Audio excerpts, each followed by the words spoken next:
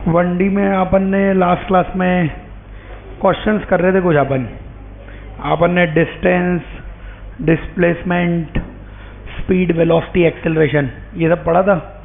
तो उसी को आगे बढ़ाते हैं अपन, और आप कुछ और क्वेश्चंस लिख लो, फिर आगे पढ़ेंगे अपन। तो लास्ट एक क्वेश्चन दिया था, हाँ वो क्वेश्चन पहले कंटिन्यू करते हैं। बताइए, लास्ट क्वेश्चन में अपन ने कुछ ऐसा दिया हुआ था, पिछली क्लास में एक सर्कल दिया हुआ था और एक पार्टिकल था जो सेंटर पे कितना एंगल बना रहा था, 90 डिग्री, है ना। और इसकी कांस्टेंट स्पीड दी हुई थी। क्वेश्चन ने बोला था कांस्टेंट स्पीड v है। v मतलब रफ्तार इसकी क्या है, कांस्टेंट है हमेशा, ऐसा बोला हुआ था उसने। और अपने को क्या निकालना था, अपने को निकालना था change in velocity. Change in velocity ये आपको निकालना था। अगर इस क्वेश्चन में चेंज इन स्पीड पूछा होता, एक ग्लास लाके दियो, अगर इसने पूछा होता चेंज इन स्पीड तो कितना आता, चेंज इन स्पीड 0 आता, क्योंकि स्पीड तो क्या दे रखी है, कांस्टेंट दे रखी है। हमेशा वो कांस्टेंट रफ्तार v से ही भाग रहा है। v की वैल्यू कुछ भी हो सकती है, 10 मीटर पर सेकेंड, तो हमेशा 1 सेकेंड में 10 मीटर भाग रहा है वो। तो हमेशा स्पीड तो क्या है, कांस्टेंट। वेलोसिटी के पास ना डायरेक्शन होती है। तो ये बताइए मेरे को कि इस पॉइंट पे वेलोसिटी की डायरेक्शन, इस पॉइंट पे वेलोसिटी की डायरेक्शन मतलब इंस्टेंटेनियस वेलोसिटी, क्योंकि किसी इंस्टेंस पर ही तो होगा ना। यहाँ पे 12 बजे यहाँ पे इंस्टेंटेनियस वेलोसिटी की डायरेक्शन टेंजेंशियल होती थी, तो टेंजेंट बना दिया ये मानते हुए कि ऐसे घूम रहा है। और ऐसे ही इस पॉइंट पे भी अगर टेंजेंशियल वेलोसिटी बनाओगे तो वो इधर आ जाएगा। अब तुमसे पूछा है इन दोनों वेलोसिटीज में चेंज वेलोसिटी मतलब आप समझिए इसको, अगर आप वी आई कैप बोलेंगे, ये आई डायरेक्शन, तो ये क्या हो जाएगा, v इन माइनस जे डायरेक्शन। तो दोनों अलग अलग है ना। दोनों वेलोसिटीज क्या, वेलोसिटीज वेक्टर होती हैं। वेलोसिटी मतलब नंबर के आगे आपको डायरेक्शन भी लिखनी पड़ेगी। तो ये अलग अलग वैसे भी दिख रही थी, और चाहे तो आप देख भी सकते हैं। और डेल्टा v का फॉर्मूला होता है v final minus v initial, या तो delta v final minus v initial से निकाल लो। v फाइनल कितना है, v फाइनल आप यहाँ पे देखेंगे तो v इन माइनस जे डायरेक्शन, और माइनस v इनिशियल कितना हो जाएगा, v इनिशियल आ जाएगा v इन आई कैप। तो ये चेंज इन वेलोसिटी आ जाएगा। अगर आप यहाँ से v कॉमन ले लेते हैं तो v कॉमन लेने पे यहाँ पे आ जाएगा माइनस आई माइनस जे माइनस आई कैप और माइनस जे कैप। ये चेंज इन वेलोसिटी आई है वैसे तो, है ना। लेकिन अगर इसका मैग्नीट्यूड निकालना हो तो मैग्नीट्यूड कैसे निकालते थे अपन, रूट के अंदर आई के नंबर का स्क्वायर, जे के नंबर का स्क्वायर। तो आप इसका मैग्नीट्यूड भी निकाल सकते थे। v तो v रहेगा, और इसका तुम मैग्नीट्यूड निकालोगे तो इसका मैग्नीट्यूड कितना आ जाएगा, √2 आ जाएगा। √2 कैसे आ जाएगा, वो उसके लिए वेक्टर पढ़िए आप, है ना। i के नंबर का स्क्वायर 1 होता है, तो √1 प्लस √1 वो √2 हो जाएगा। तो ये प्रॉपर अप्रोच है। वरना आपको यहाँ पे 90 डिग्री नहीं दिख रहा क्या, ये वाला वेक्टर आगे है, ये वाला वेक्टर नीचे है, क्या दोनों वेक्टर्स के बीच में एंगल 90 डिग्री है। ये वाला वेक्टर किधर होगा, आगे की तरफ होगा, और दूसरा वाला वेक्टर किधर है, नीचे की तरफ। क्या दोनों के बीच में एंगल 90 डिग्री है। f और f 90 डिग्री पे f √2 देता है, v और v 90 डिग्री पे v √2 देगा, वो देगा वैसे ही। बट आंसर ऐसे भी निकाल सकते हो आप। तो कैसे भी किसी भी अप्रोच से आप आंसर निकाल सकते हो। याद करना है अपने को। और यहाँ से एक कंक्लूजन, आज से सर्कल की एक प्रॉपर्टी याद करेंगे। जैसे तुम्हें सारी प्रॉपर्टीज याद ही हैं, आज से सर्कल की भी एक प्रॉपर्टी याद कर लेंगे। अगर पार्टिकल ने सेंटर पर 90 डिग्री एंगल बनाया, पार्टिकल यहाँ से यहाँ पे आया तो सेंटर पर कितना एंगल बनाया, 90 डिग्री। तो टेंजेंट्स के बीच में भी एंगल 90 डिग्री होगा। देखो ये टेंजेंट किधर थी आगे, ये टेंजेंट किधर थी नीचे, इन दोनों टेंजेंट के बीच में भी एंगल कितना था, 90 डिग्री। अगर सर्कल में सेंटर पे एंगल बनाया 60 डिग्री, तो टेंजेंट्स के बीच में भी एंगल कितना आएगा, 60 डिग्री आएगा। वो 90 डिग्री दिख रहा है, ऐसे 60 डिग्री भी दिखेगा। तो इसलिए आप ये तो सब नोट डाउन कर लो, और इसके नीचे स्वर्ण अक्षरों में खुशी के साथ मुस्कुराते हुए लिखिए। क्या लिखेंगे आप, ठीक है। इसमें कोई डाउट है तो पूछ लो। इसमें आपको कोई डाउट हो कि इधर सुबह सुबह इतनी ज्ञान विज्ञान की बातें, तो आपको कुछ पूछना हो तो पूछ सकते हो। बोलो बोलो फटाफट बोलो, नींद से तो जाग गए ना कि सर अभी तो रात का हैंगओवर है, देखिए अभी कहाँ हम जागे हुए हैं।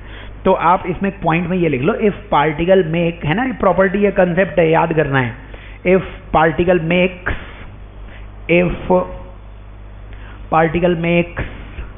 Theta angle at the centre, if particle makes theta angle at the center while traveling in circle, while traveling on the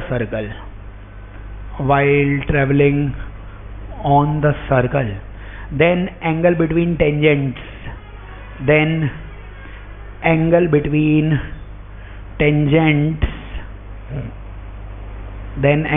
tangents will also be theta. Then angle between tangents will also be theta. तो ये जो point है ना, ये point कई जगह आपको काम आएगा, है ना, मैथ्स में भी और यहाँ पे भी। तो आप अभी क्या कीजिए, अभी आप इसमें एक नेक्स्ट क्वेश्चन लिख लीजिए फटाफट।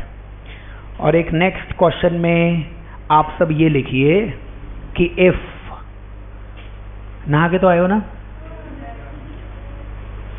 तुम्हारी शक्ल ही ऐसे ही है, जैसे मम्मी बचपन में नहलाती थी तो ऐसे तेल लगाती होगी थोड़ा, फिर बाल बनाती होगी, सबकी मम्मी बनाती है, तो ऐसे तेल वेल लगा के ऐसे थोड़ा क्रीम व्रीम लगा लिया करो ताकि चेहरा ऐसे चिकना दिखे तुम्हारा।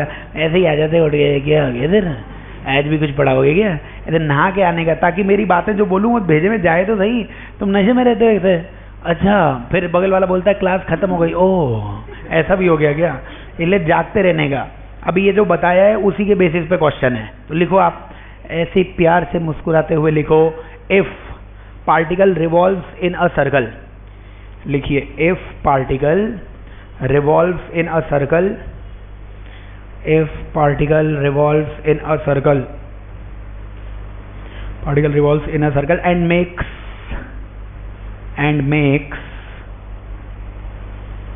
following angle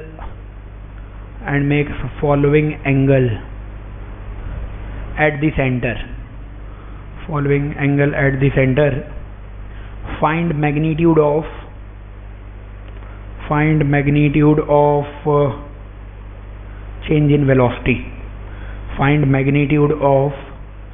change in velocity, if it moves with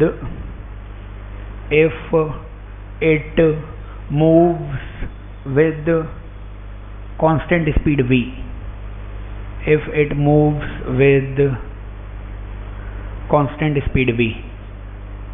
और फर्स्ट क्वेश्चन में लिख लेना 60 डिग्री, दूसरे में लिख लो चलो वही 90 डिग्री, तीसरे में लिख लो 120 डिग्री, और चौथे में लिख लो थीटा।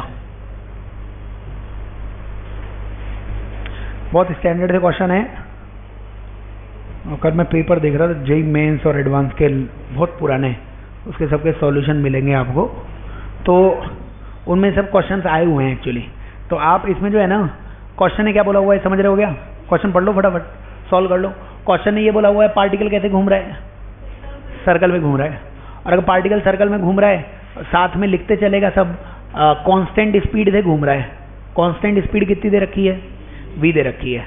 फिर पार्टिकल ऐसे घूमता है कि सेंटर पर कितना एंगल बनाता है, 60, 90, 120 और थीटा। तो अभी बताया हुआ है आपको, अगर सेंटर पे मान लीजिए ये पार्टिकल पहले यहाँ पे होता तो इसकी वेलोसिटी की डायरेक्शन टेंजेंशियल होती है, और किसी पॉइंट पे वेलोसिटी मतलब किसी इंस्टेंट पे वेलोसिटी, 12 बजे वेलोसिटी, तो that is instantaneous velocity. Instantaneous velocity direction tangent बना ही लिया अपन ने। कुछ देर बाद वो पार्टिकल यहाँ पे आया और इंस्टेंटेनियस वेलोसिटी इधर हो गई। क्वेश्चन ने बोला है सेंटर पर एंगल कितना बना, 60 डिग्री का। इसका मतलब है टेंजेंट्स के बीच में भी एंगल कितना बनेगा, 60 डिग्री का। तो सवाल वही है, v और v के बीच में एंगल है 60 डिग्री, और तुम्हें डिफरेंस निकालना है।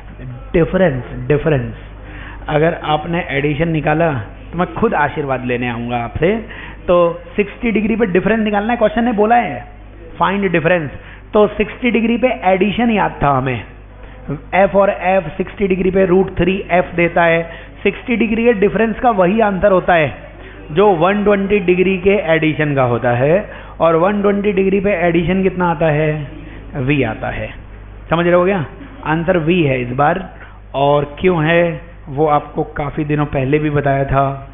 और अगर आप गजनी मामा से मिले, इन दिनों मिले होगे गजनी मामा से, मामा आए हों कि बेटा क्या कर रहे हो तुम, जो भी पढ़ा है भूल जाओ, जादू भूल गए सब। समझ रहे हो क्या? तो ये आंसर आ जाएगा। ऐसे अब सारे क्वेश्चन हो जाएंगे, फिगर विगर बनाने की जरूरत नहीं है, अब आंसर आ जाएंगे। बोलिए सेकंड क्वेश्चन, v और v सेंटर पे अगर 90 बन रहा है तो v और v के बीच में भी 90 बनेगा, और हमें डिफरेंस निकालना है तो वो √2v आएगा। तुम फॉर्मूले भी लगा सकते हो, बार बार वो वेक्टर नहीं पढ़ाऊंगा मैं। डिफरेंस का फॉर्मूला क्या होता था, √a² + b² - 2ab cos theta. आप वो भी लगाओगे तब भी आंसर आएगा, आप ओरली करोगे तब भी आंसर आएगा। और f और f में तो एक और आंसर होता था यार, in terms of theta 2f sin θ/2 नहीं था क्या? तो वो सब तरीके तुम लगा सकते हो भाई, वो वेक्टर में सब पढ़ाया हुआ है। आपको जो तरीका कुछ याद आ जाए। v और v के बीच में अगला सवाल है 120 डिग्री पे डिफरेंस निकालना है, मतलब 120 डिग्री का डिफरेंस वही होगा जो 60 डिग्री का एडिशन होगा। और f और f 60 डिग्री पे √3f दे रहा था। और फोर्थ क्वेश्चन में तो मैं फॉर्मूला देखने वाला था कि तुम्हें फॉर्मूला याद है कि नहीं याद है। v और v वेलोसिटीज थी, उनके बीच में एंगल थीटा था। आंसर 2v sin θ/2 वो आ जाएगा। तो ये इसका आंसर आ जाएगा। और तुम ये फॉर्मूले से आंसर निकाल सकते हो। मान लो थीटा की जगह तुम 120 लिख देते तो 120/2 sin 60 √3/2, ये √3v वाला आंसर आ जाता है। ऐसे 90 लिख देना, 60 लिख देना, सब आंसर आ जाएगा। ये वेक्टर में पढ़ा हुआ है, इसलिए इसके ऊपर अब मैं ज़्यादा ज्ञान नहीं दे रहा हूँ, है ना। ये याद करना है अपने को कि अगर अपने को वेक्टर दिए हुए हैं, दो वेक्टर्स, और उनके बीच में एंगल है थीटा, तो उनके एडिशन का फॉर्मूला कितना होता था, 2f cos θ/2, और डिफरेंस का रिजल्टेंट होता था 2f sin θ/2। तो प्लीज़ आप ये निकाल लेना। अब हम धीरे धीरे लेवल बढ़ाएंगे। सर हम तो वहीं पे हैं, कैसे लेवल बढ़ेगा? लेवल बढ़ेगा धीरे धीरे, तो आप क्वेश्चंस लिखते चलेंगे इसके आगे। नेक्स्ट क्वेश्चन में आप मेरे को बताइए, डिफरेंशिएशन इंटीग्रेशन कल बताया था आपको क्या क्या होता है, और मैंने ना एक और पॉइंट भी बताया था आपको जो बेसिक मैथ्स में बताया था, फिर भी मैं बता देता हूँ। अपन एंटी क्लॉकवाइज या क्लॉकवाइज घूमते थे, स्लोप कब बढ़ता था कब घटता था, ऐसे बताया था मैंने आपको कि जब भी आप एंटी क्लॉकवाइज घूमेंगे तो हमेशा स्लोप क्या हो जाएगा, इंक्रीज हो जाएगा। समझ रहे हो ना। स्लोप मतलब स्ट्रेट लाइन बनानी पड़ेगी, टेंजेंट स्लोप का मतलब dy/dx ही होता है, और dy/dx की डायरेक्शन आपको बताई थी स्ट्रेट लाइन या टेंजेंट होती थी। तो वो लाइन किधर घूमनी चाहिए, अगर वो लाइन ऐसे घूम रही है तो बोल देना स्लोप क्या हो रहा है, इंक्रीज हो रहा है, और इसके अपोजिट डायरेक्शन में डिक्रीज होगा। बनाया एक ही करो ताकि इससे सारे आंसर आ जाएं। लिखिए, चलिए अगला अपन क्वेश्चन लिख लेते हैं फटाफट। ये जनहित में जारी सूचना थी, राजस्थान गवर्नमेंट ने जारी की है, और इसके बाद ये सवाल दे रहे हैं अगले। और सवाल में आप पहले ऐसे बनाओ, ये बनाओ x को हमेशा, वैसे तो क्वेश्चन बोलेगा x क्या है, लेकिन x वैसे पोजीशन होती है। x समझ रहे हो ना, x मतलब तुम अभी 1,1 पे हो, पोजीशन 1 है, 2 पे हो, पोजीशन है, और ये t टाइम दिया हुआ है सेकंड में। और ऐसे ये कोई a पार्टिकल का ग्राफ दिया हुआ है और ये b पार्टिकल का ग्राफ दिया हुआ है, ये a और ये b। ये कुछ नहीं बोला हुआ है तो इसको आप जानते ही हो क्या मानना है, ओरिजिन मानना ही है अपने को। चलिए, इस ग्राफ के आगे लिखा हुआ है, इसके आगे लिखा हुआ है अपने पापी विचार बताइए, मतलब कमेंट ऑन दिस ग्राफ। और क्या क्या पूछता तो मैंने सोच लिया कि तुम ही बता दो तुम्हें क्या क्या नज़र आ रहा है इस ग्राफ में, और सब कुछ बता दो। हाँ, सब चीज़ें बतानी है, सारी चीज़ें, तो सारी चीज़ें बतानी है, तो आंसर लिखते चलते हैं प्रेम भाव से, राधे राधे बोलते हुए आगे बढ़ते चलिए। बताइए, सबसे पहले ये बताइए कि इसमें जो है ना, आप ये ग्राफ है x का ग्राफ, x का डिफरेंशिएशन क्या होगा, x का डिफरेंशिएशन v। मतलब इस ग्राफ का जब आप डिफरेंशिएशन निकालोगे, या स्लोप निकालोगे तो वेलोसिटी मिलेगी। ये तो हमने पढ़ा था कल, x का डिफरेंशिएशन v होता है। तो स्लोप का मतलब स्ट्रेट लाइन टेंजेंट दिखनी चाहिए थी, टेंजेंट दिख रही है ऑलरेडी, है ना। तो ये इसका याद रखना, इसका स्लोप मतलब ये जो लाइन बन रही है ये एक लाइन है। अब बताओ इस लाइन को मैं इधर घुमाऊंगा एंटी क्लॉकवाइज, तब किधर चली जाएगी ये b की तरफ। तो ये किधर घूम रही है, ये वाली लाइन इधर से इधर घूम रही है, यानी कि किसका स्लोप बड़ा होगा किसका स्लोप छोटा होगा, लिखना पड़ेगा स्लोप वो b का ज़्यादा होगा स्लोप a से। अगर नहीं भी पता है तब भी जो पॉइंट मैं बता रहा हूँ, अभी बताया था आपको, लाइन किधर घूमनी चाहिए एंटी क्लॉकवाइज।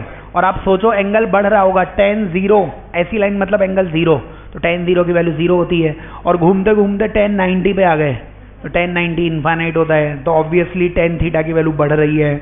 tan थीटा कोई पढ़ा लिखा आदमी स्लोप कहता है, समझ रहे हो। तो उसमें कुछ ऐसा घबराने की बात नहीं है, ये 0 degree angle tan 0 will be 0, और घुमाते हुए इधर आ गए तो tan 90 विल बी इन्फाइनाइट। यहीं से कंक्लूजन है कि एंटी क्लॉकवाइज घूमने पे स्लोप हमेशा क्या होता है, बढ़ता है, मतलब tan थीटा बढ़ता है। और tan थीटा तो 10वीं से छोटे बच्चे कहते हैं, अपन तो जवान हो गए हैं इसलिए स्लोप कहेंगे अपन, ठीक है, याद करना है अपने को। अगर अभी भी नहीं समझ में आया, ये तो समझ में आ जाना चाहिए कि tan थीटा है। और स्लोप को अपन कहते हैं dy/dx।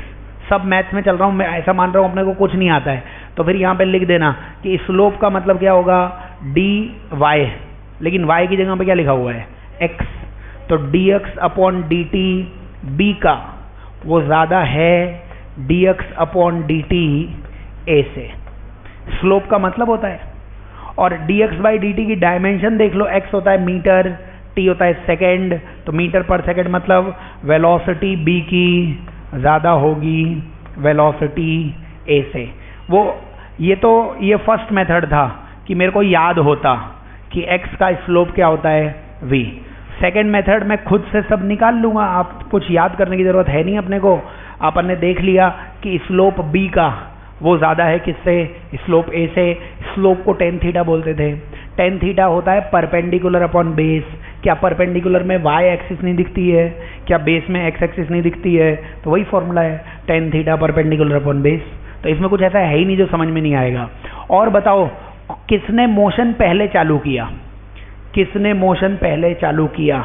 देखिए ये जो a है ना, यहाँ पे टाइम कितना रहा होगा 0, और यहाँ पे टाइम कितना रहा होगा 1 सेकेंड, 2 सेकेंड, 3 सेकेंड।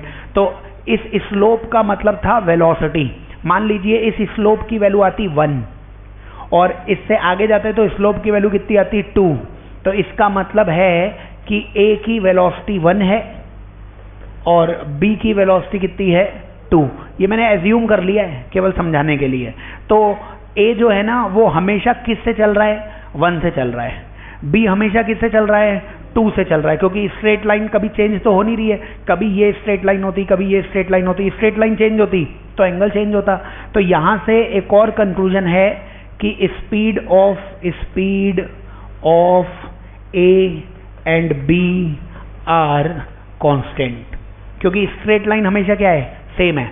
अब वो स्ट्रेट लाइन चेंज होती रहती तो आप बोलते कि स्लोप भी क्या हो रहा है चेंज हो रहा है, tan थीटा भी चेंज हो रहा है, स्पीड भी चेंज हो रही है। तो स्पीड a और b की कांस्टेंट है, लेकिन पहले कौन चलेगा, पहले जो a है, a कब से चलना चालू किया 0 सेकेंड से, और कुछ समय बाद b चलना चालू किया। तो किसने अर्ली स्टार्ट लिया है, a स्टार्ट अर्ली। तो a स्टार्ट्स अर्ली, ये सब कंक्लूजन निकाल रहे हैं अपन। इसको मैं थोड़ा सा छोटा करके एक ही बोर्ड पे सारे जज्बात दिखाने की कोशिश करता हूँ। ये देखिए ये रहा ग्राफ, दिख रहा है क्या, मन की आंखों से देखो दिखेगा मन। तो ये आपको ग्राफ दिख रहा होगा, देखिए इस ग्राफ में याद करना है, मतलब ग्राफ से सारे कंक्लूजन्स निकाल रहे हैं अपन। ये x था, ये t था, तो tan थीटा की वैल्यू होती है परपेंडिकुलर अपॉन बेस। परपेंडिकुलर यही है x, बेस क्या है t, तो मीटर पर सेकेंड। तो ऐसे वैल्यू मेंटली सोच लिया करो कि स्लोप क्या देगा मीटर पर सेकेंड, यानी स्पीड देगा, वेलोसिटी देगा, डायरेक्शन पता होगी तो वेलोसिटी वरना स्पीड। तो स्पीड दोनों की क्या है कांस्टेंट है, क्योंकि a की स्ट्रेट लाइन हमेशा यही है और b की स्ट्रेट लाइन हमेशा यही है। अब स्ट्रेट लाइन b की पहले ऐसी होती फिर ऐसे टेढ़ी हो रही होती, नाक बन रहा होता है एकदम, तो फिर बोल देते हैं कि नाक बन रहा है मतलब straight line change, slope change, यानी वेलोसिटी भी चेंज हो रही होती, लेकिन अभी चेंज नहीं हो रही है। कौन पहले चलेगा? ए पहले चलेगा। तो बताओ शुरुआत में कौन आगे भाग रहा होगा? शुरुआत में ए आगे भाग रहा होगा, क्योंकि t बराबर 0 पे ए भागना चालू कर दिया, तो ए आगे भाग रहा होगा, ए के आगे कोई भी नहीं होगा। तो बताओ कौन किसे ओवरटेक करेगा? ए बी को। मेरे को ऐसा लग रहा है कि सारी ऊर्जा खत्म हो चुकी है मेरी। अबे ए के आगे कोई है ही नहीं गधो, ए पहले भाग रहा है यार। ये फिजिक्स नहीं है, कॉमन सेंस, कॉमन सेंस। पहले कौन चला? ए चला, तो ए भाग रहा है। ए के आगे कौन है? भगवान है, भगवान। जहाँ कुछ नहीं होता है वहाँ भगवान होता है, भगवान। तो भगवान को तो कोई ओवरटेक करेगा नहीं, तो ए भाग रहा है पहले, तो ए के आगे कोई नहीं है, तो ए तो किसी को ओवरटेक नहीं कर सकता। ए के आगे कोई है ही नहीं, तो ओवरटेक किसे करेगा? वो ओवरटेक करने का मतलब समझते हो ना? पार करना। तुम्हें यही समझो, ओवरटेक पार करना, पार करना है ना। हो सकता है नहीं पता हो। तो फिर कौन किसे पार करेगा? बी ए को ही पार करेगा। या तो कोई किसे पार ही नहीं करेगा, या तो ऐसा होगा। और अगर पार करना होगा, कौन किसे पार करेगा? बी ही ए को पार करेगा। और वो करेगा क्योंकि यहाँ पे देखिए इस पॉइंट पर आपको इनका मिलन बिंदु दिख रहा है, समझ रहे हो? और मिलन का मतलब एक्स सेम है दोनों का। एक्स सेम है मतलब दोनों अब एकदम साथ में है, और अगले ही पॉइंट पे एक्स दूसरे का ज़्यादा हो जाएगा। नहीं भी समझ में आए तो मैं चित्रकारी कर देता हूँ। यहाँ पे अपन ने बनाया ए तो पहले चल गया, और ए किससे भग रहा था? वी ए से। ये 0 सेकंड पे भग रहा था, और कुछ समय बाद कौन भगना चालू किया? बी। आप देख लीजिए, मैंने लिखवाया है बी की स्पीड ज़्यादा है ए की स्पीड से, कहीं ना कहीं लिखवाया होगा। ये देखिए बी की स्पीड ज़्यादा है ना। अब बताओ जो पीछे भाग रहा है उसकी स्पीड ज़्यादा है, तो वो क्रॉस कर जाएगा कि नहीं कर जाएगा? कर जाएगा, ऑब्वियसली क्रॉस करेगा। तो बी क्रॉसेस ए, बी क्रॉसेस ए, बस ऐसा आ जाएगा। और यहाँ पे ऐसे बना लो, ऐसे एक पॉइंट बना लो, home A H A, home B H B, A का घर बी का घर, ऐसे भी कोई भूल। ये एनसीईआरटी का क्वेश्चन है। अपन हर टॉपिक खत्म होएगा ना, तो एनसीईआरटी तो एनसीईआरटी में की पॉइंट्स होते हैं। की पॉइंट्स मतलब चैप्टर खत्म होता है ना, तो ब्लू से स्ट्रक्चर में की पॉइंट्स लिखता है। बायो में तो पढ़ाएंगे भी, फिजिक्स में भी सारे की पॉइंट्स मैं बताऊंगा आपको चैप्टर खत्म होने के बाद। उसी में की पॉइंट्स में ही सारा कंक्लूजन है चैप्टर का। तो तुम्हें एनसीईआरटी खरीदना जाओ खरीद लो, वरना मैं सब समझाऊंगा तुम्हें यहाँ पे, है ना। तो वो आप ठीक से समझना। ये सब एनसीईआरटी के ही हैं, तो जो ठीक ठीक सवाल है ना वो सब बता दूंगा मैं आपको। तो इसमें ये भी पूछ सकता है किसका घर पास है, किसका घर दूर है। बताइए ओरिजिन से ए का होम तो पास है ना, और बी का ज़्यादा दूर है। तो पूछ सकता है आपसे, बोल देगा यहाँ पे इनका स्कूल है, ओरिजिन पे इनका स्कूल है, ऐसा बोल देगा। तो बोलेगा स्कूल के कौन पास रहता है? स्कूल के पास ए रहता है, और स्कूल से बी दूरी पे रहता है। एक्स है ना, एक्स मतलब डिस्टेंस। तो ए कहाँ पे रहता है? स्कूल के पास। बी कहाँ रहता है? स्कूल से दूर रहता है। तो ऐसा भी कुछ पूछ सकता है। तो बिल्कुल चीज़ें देख लेना, पूछने में बहुत सारी चीज़ें पूछ सकता है, बट ग्राफ से अंडरस्टैंडिंग आनी चाहिए कि ग्राफ दिया हुआ है तो क्या क्या कर सकते हैं। ये स्कूल दिया हुआ है, बोल दिया इस ओरिजिन पे स्कूल था, स्कूल से छुट्टी हुई और दोनों भगने लग गए घर, समझ रहे हो गया। और भगने की स्पीड दोनों की कांस्टेंट है। कौन पहले भगा होगा? ए तुम्हारे जैसा है, घंटी बजते भग गया पहले ही, समझ रहे हो गया। बी ने बोला घंटी बजे घर तो जाना ही है आराम से, तो रुकते हुए जा रहा है। तो सबसे पहले कौन भगा? वो ए भग रहा है। स्पीड दोनों की कांस्टेंट है। किसकी स्पीड ज़्यादा है? बी की स्पीड ज़्यादा है। कौन स्कूल के पास रहता है ये पूछा हुआ है। तो यहाँ पे लोकेशन देगा वो कि ये होम ऑफ ए है, ये होम ऑफ बी है, ऐसे बोल दिया। तो ये ओरिजिन को स्कूल माना, अगला देगा आपको ये स्कूल है, तो स्कूल से ए की डिस्टेंस कितनी है? इतनी होगी। और स्कूल से बी की डिस्टेंस कितनी होगी? ज़्यादा हो जाएगी। और अगर ये ज़्यादा डिस्टेंस हो जाएगी तो कौन नियर रहता है स्कूल के, कौन फार रहता है स्कूल के, सब बता देना। कि स्कूल के नज़दीक ए रहता है, स्कूल से दूर बी रहता है। तो खुशी की बात है ये। तो ये सारी चीज़ें ऐसे ग्राफ से निकाल सकते हो। और भी क्वेश्चंस करेंगे, आगे बढ़ते रहते हैं। तो इसमें कुछ पूछा हुआ नहीं था, सब अपने मन के विचार से बता देना कौन किसे ओवरटेक करे। और ये ओवरटेक करने वाले और भी सवाल आएंगे, उसमें भी लोग मेरे से पूछेंगे कौन किसे ओवरटेक करता है। जो पहले भागा वो किसी को ओवरटेक नहीं करेगा यार, वो कॉमन सेंस है, फिजिक्स नहीं है। तुम पहले ही भग गए तो कौन है तुम्हारे आगे? भगवान। अब भगवान को ओवरटेक मनुष्य कर ही नहीं सकता, समझ रहे हो गया। तुम भाग रहे हो, तुम्हारे आगे कोई नहीं है, ओवरटेक वो करेगा जो बाद में चल रहा है, ऑब्वियसली जो पीछे होगा वही तो क्रॉस करेगा, वही तो ओवरटेक करेगा। तो प्लीज़ कॉमन सेंस जरूर लगाना, उसके क्वेश्चंस करेंगे अपन। अभी अपन आगे बढ़ते हैं फटाफट। ये सब नोट डाउन कर लिया होगा ना आपने, ये सब बातें चल रही थी। फिजिक्स मतलब डिस्कशन है, फिजिक्स की क्लास मतलब डिस्कशन करना है एक, और उस डिस्कशन से सीखना है अपने को सब। तो आपने ये सब बता दिया, इसके बाद आप एक अच्छा सवाल बताइए। मैंने आपको एक कंडीशन बताई थी कि 1D में डायरेक्शन कब चेंज होती है। 1D में डायरेक्शन तब चेंज होती है जब वेलोसिटी कितनी होती है, 0 होती है। लिखिए, क्वेश्चन में लिखिए, for a particle position x is equal to t square minus 40 plus 10, t square minus 40 plus 10, then find distance and displacement in first 5 seconds. Distance and displacement in first 5 seconds. तो distance और displacement चाहिए पहले 5 second में। तो आप फटाफट इसमें question लिख लो एक बार बस, उसके बाद बताते हैं अपन इसका आंसर कुछ आएगा तो।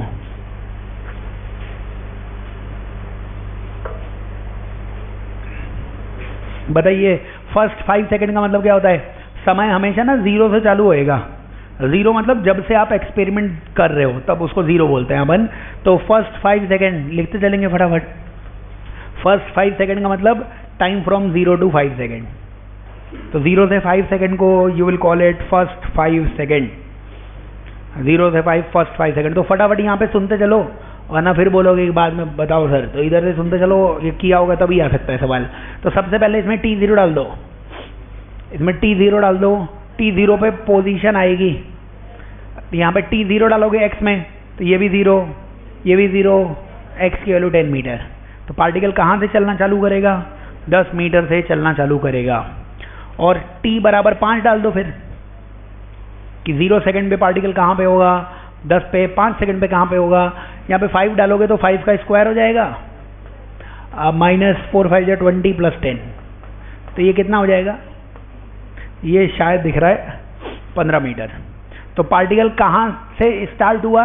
10 से, और कहाँ तक आया? 15 तक आया। तो देखते चलेंगे और लिखते चलेंगे। बताइए, यहाँ पे एक पॉइंट बना लेना x बराबर 10 मीटर का, और यहाँ एक पॉइंट बना लेना x बराबर 15 मीटर का। यहाँ पे पार्टिकल था 0 सेकंड पे, और यहाँ पे पार्टिकल था 5 सेकंड पर। ठीक है, तो बताइए डिस्प्लेसमेंट तो निकाल सकते थे आप।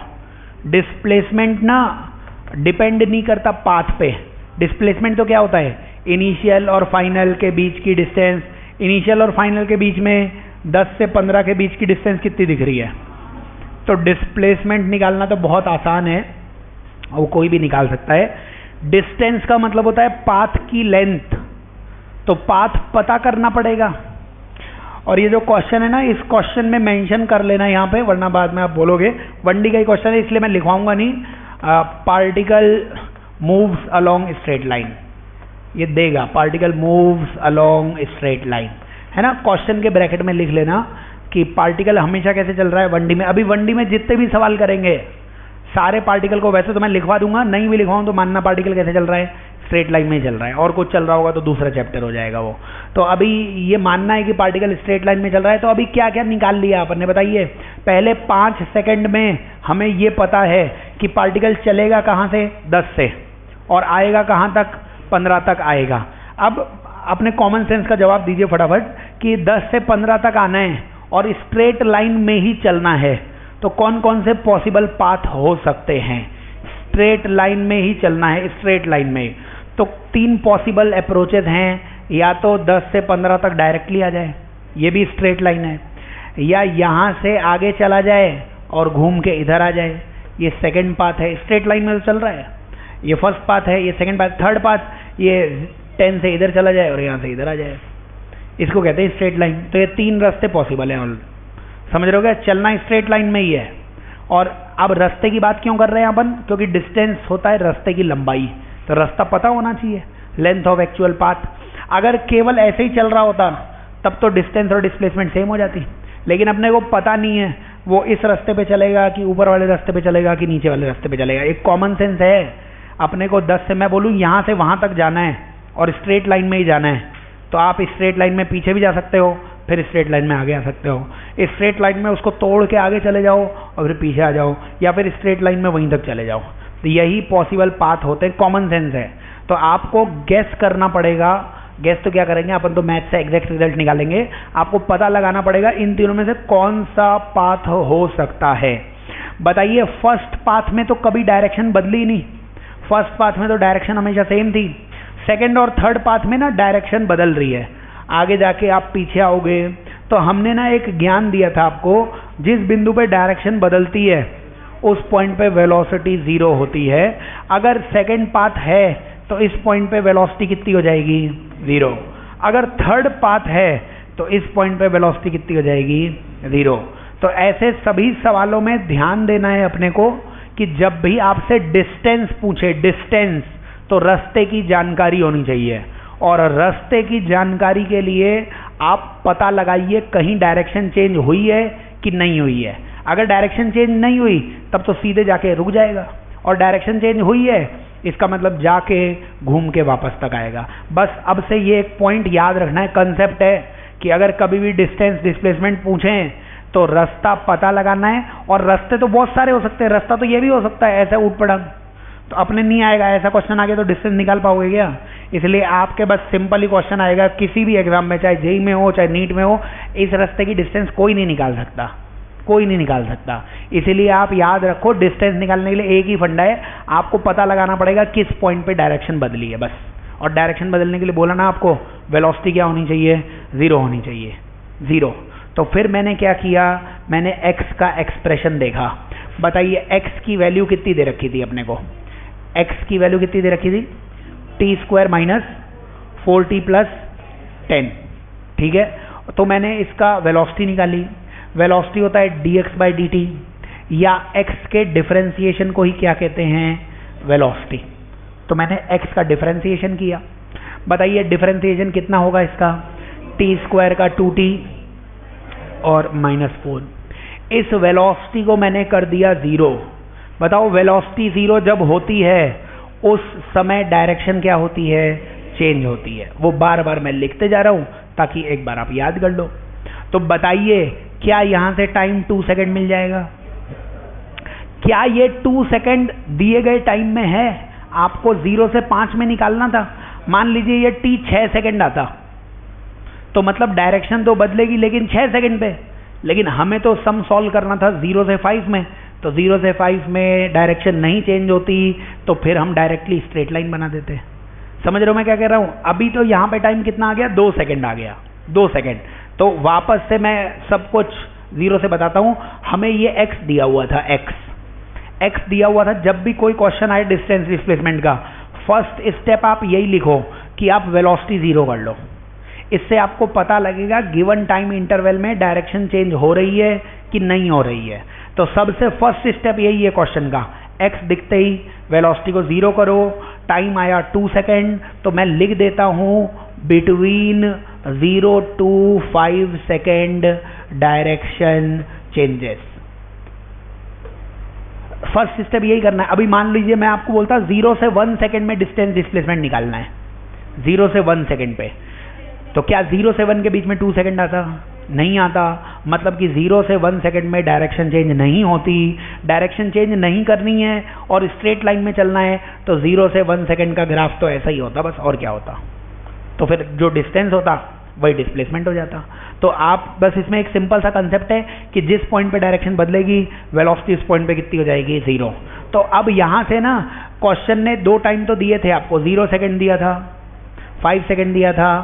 एक वो वाला पॉइंट भी बना लेना जहां से तुम रिवर्स गियर लगाओगे, जहां से डायरेक्शन बदलेगी, और वो टाइम कितना था? 2 सेकंड।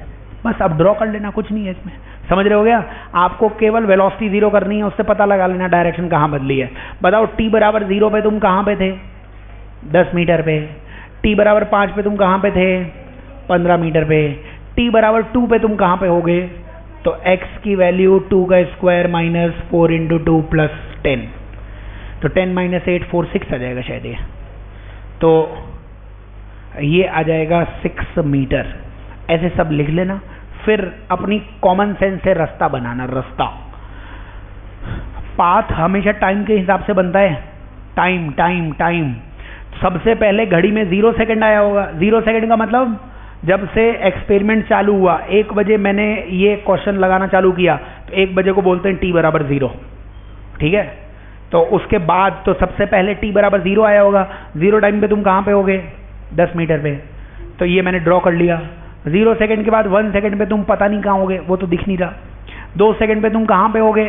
फिर 2 सेकंड पे तुम 6 मीटर पे होगे। 6 मीटर आगे तो होगा नहीं शायद, 10 मीटर के पीछे क्या होगा? 6 मीटर। और फिर 3 सेकंड पे पता नहीं कहाँ होंगे, 4 सेकंड पे पता नहीं कहाँ होंगे, 5 सेकंड पे कहाँ पे बनाना है आपको? 15 मीटर आगे कहीं होगा। ऐसे इस तरीके से 15 मीटर ये रास्ता है। बताइए डायरेक्शन कहाँ पे बदली है अपन ने? 6 मीटर पे। और क्या 6 मीटर पे वेलोसिटी 0 थी? बिल्कुल। ये 2 सेकंड आपने कैसे टाइम निकाला था? वेलोसिटी 0 करके ही निकाला था। और देखो डायरेक्शन भी कहाँ बदल रही है? 6 मीटर पे डायरेक्शन बदल गई। तो सब फॉलो कर जाएगा। ये सारे स्टैंडर्ड क्वेश्चन हैं और अच्छे सवाल हैं, ये सब समझ में आने चाहिए आपको क्या क्या बोला गया है। तो ऐसा कोई भी क्वेश्चन आए, उस क्वेश्चन में वापस से नेक्स्ट क्वेश्चन भी बता देना। ये एक और मैं बताऊंगा सवाल आपको, तो आप केवल एक पॉइंट निकाल लेना, वो पॉइंट जिस पॉइंट पे वेलोसिटी कितनी होगी? 0। जहां वेलोसिटी 0 है वहां पार्टिकल ने डायरेक्शन बदल दी।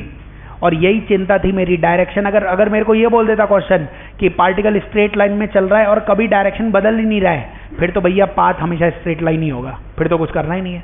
अब यही तो पता लगाना है कि स्ट्रेट लाइन में चलते चलते कहीं रिवर्स नहीं आ जाए वो, तो वो अपन ने पता लगा लिया। कितनी हो जाएगी डिस्टेंस? 10 से 6 4 मीटर इधर चलेगा, 6 से 15 4 5 9 मीटर, तो 4 मीटर और 9 मीटर डिस्टेंस आ जाएगी 13 मीटर के बराबर। डिस्टेंस पाथ पे डिपेंड करती है, डिस्टेंस रास्ते पर डिपेंड करती है। रास्ता कैसा है वो निकालना पड़ेगा तुम्हें, और रास्ता निकालने के लिए सारा ज्ञान दिया गया है आपको। तो कोई भी क्वेश्चन आए जिसमें डिस्टेंस या डिस्प्लेसमेंट निकालना हो, तो वो डिस्टेंस या डिस्प्लेसमेंट निकाल लेना, तरीका बताया हुआ है। और कंसेप्ट बनाने का, क्वेश्चन जो भी बन रहे हैं ना, इसमें कंसेप्ट बनाते चलने का, कैसे डिस्टेंस डिस्प्लेसमेंट निकालोगे। तो पार्टिकल ने क्वेश्चन ने दिया हुआ था, पार्टिकल स्ट्रेट लाइन में चल रहा है। जैसे मैं आपसे बोल दूं फिर से कि यहाँ से अपने को इस बोर्ड तक जाना है, पीछे ही यहाँ से इस बोर्ड तक जाना है, तो जाने के 3 रास्ते हो सकते हैं। चलना स्ट्रेट लाइन में ही है, तो स्ट्रेट लाइन में आप हो सकता है यहाँ से पीछे जाओ, फिर आगे आ जाओ, या बोर्ड को पार करके आगे चले जाओ, पीछे आ जाओ, या डायरेक्टली बोर्ड पे जाके रुक जाओ। अब वो कौन सा रास्ता है, तो वो डिपेंड करेगा डायरेक्शन चेंज हो रही है कि नहीं हो रही है। अगर डायरेक्शन चेंज हो रही है तो पता लगा लेना कैसा आंसर आ रहा है। आओ यही क्वेश्चन अगर तुम्हें समझ में आया है तो आप इसको वापस से एक बार सॉल्व करके बता दो, और थोड़ी सी मैथ्स लगाना, इसमें बिल्कुल आंसर आ जाएंगे। क्वेश्चन में यही लिख लो, क्वेश्चन में लिखो और वापस से समझना। अगर ऊपर वाला क्वेश्चन समझ में नहीं आया है तो फिर से समझा दूंगा, बट आप एक बार अटेम्प्ट करो। If particle's position is x equals to t square minus 2t plus 10, find distance and displacement in first 4 seconds। चलिए, क्वेश्चन ने ये बोला हुआ है, बताते चलिए क्या इसका आंसर आने वाला है। पार्टिकल जो है उसकी पोजीशन दी गई है, तो इसमें लिखते चलेंगे, सॉल्व करते चलिए। x की वैल्यू दी हुई है, कितनी दी हुई है? t square minus 2t plus 10, T square minus 2t plus 10, ये x दिया हुआ है। सबसे पहले आप पता लगा लो कि वेलोसिटी 0 कहाँ पे है, डायरेक्शन बदल भी रही है कि नहीं बदल रही है। तो आप इसका डिफरेंशिएशन कर लो। डिफरेंशिएशन वेलोसिटी देता है, x का डिफरेंशिएशन v होता है, तो क्या होगा इसका differentiation 2t minus 2 T square का कितना होता है, पावर में से एक कम कर दो और माइनस 2t का 2 हो जाएगा, 10 का डिफरेंशिएशन 0। वेलोसिटी 0 क्यों कर रहे हो सर? वेलोसिटी 0 मतलब हम पता लगाना चाहते हैं डायरेक्शन चेंज कहाँ पे हो रही है, और यहां से हमें t कितना मिलेगा, 1 सेकेंड। तो बताइए क्या 1 सेकेंड दिए गए टाइम इंटरवल में है? हमें डिस्टेंस और डिस्प्लेसमेंट निकालना था पहले 4 सेकेंड में, मतलब 0 से 4 में। तो क्या 0 से 4 के बीच में 1 सेकेंड आता है? बिल्कुल आता है। इसलिए बोल देना कि between 0 to 4 second direction changes. तो बस पहले पता लगाया करो कि डायरेक्शन बदल रही है कि नहीं बदल रही है, और बदल रही है तो आंसर आ जाएगा। बस यही तो है ना कि पाथ अपने पास नहीं था, अब पाथ बना लेंगे अपन। तो सबसे पहले जो भी x की इक्वेशन दी है उससे पता लगाओ डायरेक्शन बदल रही है कि नहीं बदल रही है। टाइम आपको दिए हुए हैं, पहले 4 सेकंड मतलब कौन कौन से टाइम? इनिशियल टाइम 0 दिया हुआ है, फाइनल टाइम 4 दिया हुआ है, और एक आता है क्रिटिकल टाइम, वो टाइम जिस टाइम पे डायरेक्शन बदलेगी, वो हमने अपने ज्ञान से कितना निकाला है, 1 सेकेंड। इनिशियल और फाइनल टाइम तो दिया ही हुआ था, और एक टाइम क्रिटिकल टाइम, वो टाइम जिसमें डायरेक्शन बदलेगी, वो निकाल लिया हमने, t 1 सेकेंड। ये वो टाइम है जब वेलोसिटी कितनी होती है, 0। ये वो टाइम है जिस टाइम पे डायरेक्शन क्या होती है, चेंज। बस अब स्ट्रेट लाइंस बनाते जाना है और कुछ नहीं करना है। t बराबर 0 पे x कितना हो जाएगा? t बराबर 0 डालोगे यहाँ पे तो x 10 आ जाएगा। अगर t की वैल्यू 1 डालोगे तो 1 माइनस 2, तो 1 माइनस 2 माइनस 1 प्लस 10 9 आ जाएगा। और अगर t की वैल्यू 4 डालोगे तो 16 और ठीक है ना, 4 4 जा 16 हो जाएगा, 16 माइनस 8 8 और 10 18 आ जाएगा। तो ग्राफ ड्रॉ कर लीजिए। शुरुआत में घड़ी में 0 सेकेंड पे आप कहाँ पे होगे, 10 मीटर पे रहे होगे, और 10 मीटर से 0 सेकेंड के बाद आया होगा 1 सेकेंड। 1 सेकेंड पे कहाँ जाना है, 9 मीटर पे, और 9 मीटर के बाद 2 सेकेंड पे पता नहीं कहाँ जाना है, 3 सेकंड पे पता नहीं कहाँ जाना है, क्योंकि नॉर्मली चल रहे होगे इसलिए उसका कुछ लेना देना नहीं है। 4 सेकंड पे हमें लास्ट में पहुंचना कहाँ है, 18 मीटर पे। तो 9 से 18 मतलब यहीं से मुड़ गए होगे आप, और कहाँ पे आ गए होगे, 18 मीटर पे। तो डिस्टेंस और डिस्प्लेसमेंट दोनों आपको पता है। डिस्प्लेसमेंट मतलब इनिशियल से फाइनल, तो डिस्प्लेसमेंट हो जाएगा आपके पास 8 मीटर के बराबर। 10 से 18 डिस्प्लेसमेंट होता है छोटे से छोटा डिस्टेंस। इनिशियल से फाइनल को स्ट्रेट लाइन से जोड़ सकते थे। डिस्प्लेसमेंट पूछा हो तो ये सब करने की जरूरत ही नहीं है, डिस्प्लेसमेंट तो डायरेक्टली आ जाएगा कि शुरुआत में कहाँ पे है, लास्ट में कहाँ पे है। बस डिस्टेंस पूछेगा तभी ये सारी नेतागिरी करनी पड़ेगी। और डिस्प्लेसमेंट आप मतलब डिस्टेंस निकाल सकते थे। 10 से 1 मतलब 10 से 9 चलोगे तो 1 मीटर, और 9 से 18 चलोगे तो 9 मीटर और चलोगे, तो डिस्टेंस कितना आ जाएगा, 10 मीटर। Distance 10 metre, displacement 8। बोलो कुछ डाउट है तो पूछ सकते हो, बोलो कुछ भी डाउट है तो पूछिए, वरना आगे बढ़े अपन। क्वेश्चंस और करने हैं, याद करना है अपने को। कोई भी क्वेश्चन आपको दिया हो, कुछ आपके मन में डाउट हो ऐसा क्यों कर रहे हैं, तो पूछ लो मेरे से कि ऐसा क्यों कर रहे हैं, डायरेक्शन चेंज क्यों निकाल रहे हैं। आपको ये बोला आपको इस पॉइंट से इस पॉइंट तक जाना है, क्योंकि पहले 4 सेकंड दिए हुए हैं ना, तो t0 दिया हुआ है, t0 की पोजीशन तुम्हें पता है, t4 की पोजीशन तुम्हें पता होगी, मतलब कुल मिला के हमें 10 से 18 तक जाना था, और स्ट्रेट लाइन में भी जाना है। लेकिन ये नहीं पता है कि डायरेक्टली पहुंच रहे हो कि इनडायरेक्टली पहुंच रहे हो, तो वो पता लगा रहे हैं हम कि तुम डायरेक्टली पहुंच रहे हो कि घूम घुमा के पहुंच रहे हो, कैसे पहुंच रहे हो। अब वो कैसे पता लगाएंगे, उसका एक ही तरीका है, इस रास्ते में डायरेक्शन चेंज नहीं हुई तो इस रास्ते में कभी वेलोसिटी 0 नहीं होगी, और इस रास्ते में डायरेक्शन चेंज हुई है सर, इस रास्ते में वेलोसिटी 0 होगी। तो कौन सा रास्ता, उस रास्ते को जानने के लिए वेलोसिटी कितनी करो, 0, उससे आंसर आ जाएगा। ठीक है, आगे बढ़ते हैं। जितना भी अपन ने स्पीड, वेलोसिटी, एक्सेलरेशन, क्वेश्चंस की तो कोई कमी नहीं है। आप कंसेप्ट बना लो, और क्वेश्चन तो बहुत बन सकते हैं मैकेनिक्स में, लेकिन जो जो अपन कोशिश कर रहे हैं कि आप सीखते चलो और बताते चलो मेरे को।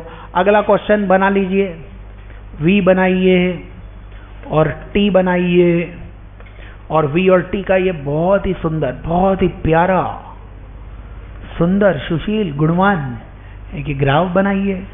v ये दे रखा है 1000 मीटर पर सेकेंड, ये सुंदर समय 20 मीटर पर सेकेंड, ओहो हो 20 सेकेंड, ये सुंदर समय 120 सेकेंड, और अलग अलग बिंदु के नाम दे दो। ये बिंदु A, बिंदु B, बिंदु C, बिंदु D। कोई बिंदु तो नहीं है ना यहाँ पे गलती से? ठीक है, फिर आप पॉइंट्स के नाम दे दीजिए A B C D। इसमें बहुत सारी चीज़ें पूछी हुई हैं, आप जो बताना चाहें तो बताना, तो आप कुछ भी नहीं चाहते हो वैसे। फर्स्ट क्वेश्चन में लिख लो, फर्स्ट ये ग्राफ बना लिया ना, आपको बताना है V रिप्रेजेंट्स, पहला क्वेश्चन, V रिप्रेजेंट्स, V क्या शो करती है? V या तो स्पीड होगी या तो वेलोसिटी होगी, क्या है?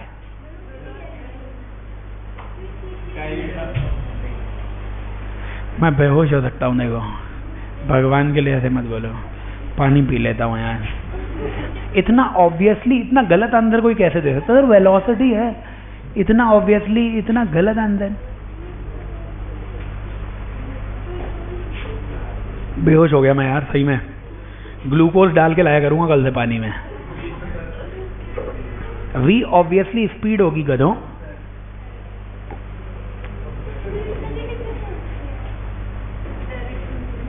V, अच्छा इस पूरे पार्ट के लिए बता रहे हो क्या? पूरे पार्ट के लिए, सही बात है, पूरे पार्ट के लिए बता रहे तो ठीक है, बेहोश होने से बच गया मैं। पूरे पार्ट के लिए V ऑब्वियसली क्या होगी? पूरे पार्ट के लिए वेलोसिटी होगी, पूरे पार्ट के लिए। केवल A से C लिखना था, कोई बात नहीं। चलिए, तो V पूरे पार्ट के लिए क्या हो सकती है? वेलोसिटी, और वेलोसिटी का आंसर क्योंकि ये नेगेटिव में दिया हुआ है तो नेगेटिव तो स्पीड कभी हो नहीं सकती है, इसलिए हो ना हो ये पूरा ग्राफ किसका हो जाएगा? वेलोसिटी का, क्योंकि speed can never be negative. और सही आंसर दिया, गुरुजी नहीं समझ पाए, कोई बात नहीं। V रिप्रेजेंट्स क्या हो जाएगा? वेलोसिटी, क्योंकि यहाँ पे नेगेटिव दिख रहा है ना, नेगेटिव, और बताया था आपको स्पीड कभी भी नेगेटिव नहीं होती है। ठीक है, अब दूसरे क्वेश्चन में आप बताइए पॉइंट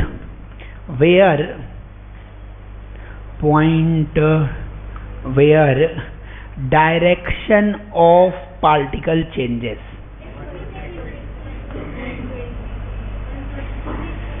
बिल्कुल सही बात है, point where direction of particle changes. कुछ लोगों को नहीं समझ, कुछ को समझ में क्या हो रहा है सर ये? तो पॉइंट वेयर डायरेक्शन चेंजेस आपको 1D में सिखा के मेरी जवानी खत्म होती जा रही है कि डायरेक्शन जिस पॉइंट पे चेंज होती है उस पॉइंट पे वेलोसिटी कितनी होती है? 0। समझ रहे हो क्या? कहाँ है वेलोसिटी 0? ग्राफ देखना आना चाहिए। y एक्सिस मतलब अगर ऊपर जाओगे तो v प्लस में, नीचे जाओगे v माइनस में, और ना ऊपर ना नीचे, इसी पॉइंट पे वेलोसिटी 0 है। इस पॉइंट पे भी वेलोसिटी 0 है। इसको तो इनिशियल वेलोसिटी कह सकते हो कि शुरुआत में वेलोसिटी t 0 मतलब इनिशियल वेलोसिटी 0। और क्या इस पॉइंट पे भी वेलोसिटी 0 है? इसी पॉइंट पर डायरेक्शन क्या हुई होगी? चेंज हुई होगी। तो यहाँ पे मैं लिख देता हूँ, डायरेक्शन चेंज का मतलब सभी बुद्धिमानों को याद करना है, v कितना होना चाहिए? 0। तो पॉइंट C या 120 सेकेंड। समझ रहे हो क्या? कहाँ पे क्या आ जाएगा? तो इसमें आप लिख देना at point C, at point C। अरे सुन रहे हो गए? याद करना है, पॉइंट C पर वो हमेशा क्या करने वाला है? Direction change. और फिर भी नहीं समझ में आए तो आप गंदा मत करना ग्राफ को, मैं तो खैर मिटा दूंगा। देखो C से ठीक ऊपर ये वाला पॉइंट था, C के ठीक नीचे ये वाला पॉइंट था। इस पॉइंट पे V की वैल्यू शायद प्लस में आएगी, +1, और इसके ठीक बाद वेलोसिटी कितनी आएगी? -1। तो +1 से -1, +1 मतलब इधर भाग रहे थे और -1 मतलब इधर भाग रहे थे। तो इधर और इधर भाग रहे हो तो बीच में ही आपने डायरेक्शन क्या की होगी? चेंज की होगी, है ना? तो वो भी आप समझ सकते हो। चलिए, इसके बाद आप मेरे को बताइए क्वेश्चन 3 में लिखिए एक्सेलरेशन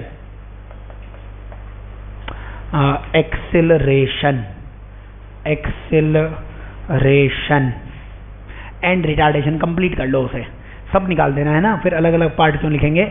एक्सेलरेशन एंड रिटार्डेशन दोनों ही आपको बताने हैं। एक्सेलरेशन भी बताना है, रिटार्डेशन भी बताना है। पहले देश का भविष्य बताएगा मेरे को। एक्सेलरेशन का मतलब क्या होता था? इंक्रीज इन स्पीड, और कुछ नहीं बोलना है। एक्सेलरेशन मतलब इंक्रीज इन स्पीड और रिटार्डेशन का मतलब डिक्रीज इन स्पीड। तो पहले आप मेरे को बताओ इंक्रीज इन स्पीड कहाँ कहाँ दिख रही है आपको। एक्सेलरेशन का मतलब मैंने लिख दिया स्पीड में इंक्रीज। बताइए कहाँ है स्पीड में इंक्रीज?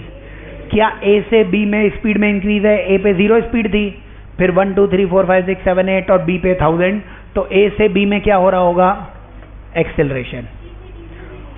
और आपको जान के खुशी होगी सी से डी में भी एक्सेलरेशन होगा, क्योंकि सी से डी में भी स्पीड बढ़ रही है। स्पीड के पास केवल नंबर होता है, इसका नंबर -1 -2 -3 -4, माइनस मतलब अपोजिट डायरेक्शन में, इसमें प्लस डायरेक्शन में बढ़ रही है स्पीड, इसमें माइनस डायरेक्शन में स्पीड बढ़ रही है ना।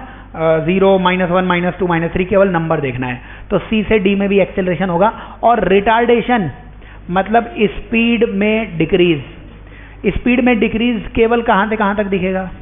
बी से सी में। बी पे स्पीड कितनी थी? 1000 से थोड़ा सा कम हो गया 900 800 700 500 और सी पे 0, तो ये आ जाएगा। तो यहाँ पे मैं मार्क कर देता हूँ, this is acceleration, this is retardation and C से D is again what? Acceleration.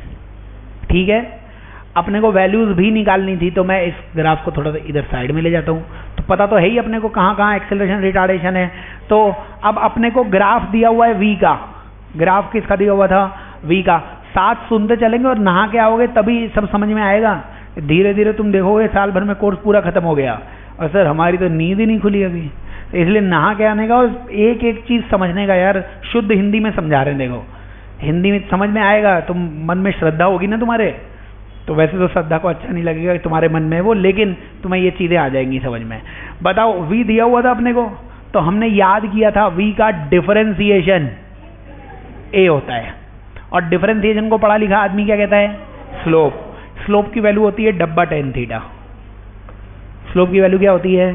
डब्बा टेन थीटा। और डब्बा डब्बा डब्बा लाइन से निकालेंगे। डब्बे की 4 वैल्यू होती है, प्लस माइनस 0 इन्फिनिटी। ठीक है, बता दो अब मेरे को, और यहाँ से कुछ ज्ञान भी दूंगा मैं आपको। तो अपने को अगर एक्सेलरेशन चाहिए, एक्सेलरेशन, तो मैं ए से बी पार्ट को देखता हूँ। ए से बी पार्ट में डब्बे की जगह मैं प्लस लिख रहा हूँ, क्योंकि ए से बी में पहले तो लाइन होनी चाहिए और लाइन थी, इसलिए मैंने लाइन बनाई नहीं, वरना मैं लाइन बना देता। तो ये किधर झुकी हुई है? प्लस की तरफ। और इस लाइन के लिए परपेंडिकुलर और बेस क्या होगा?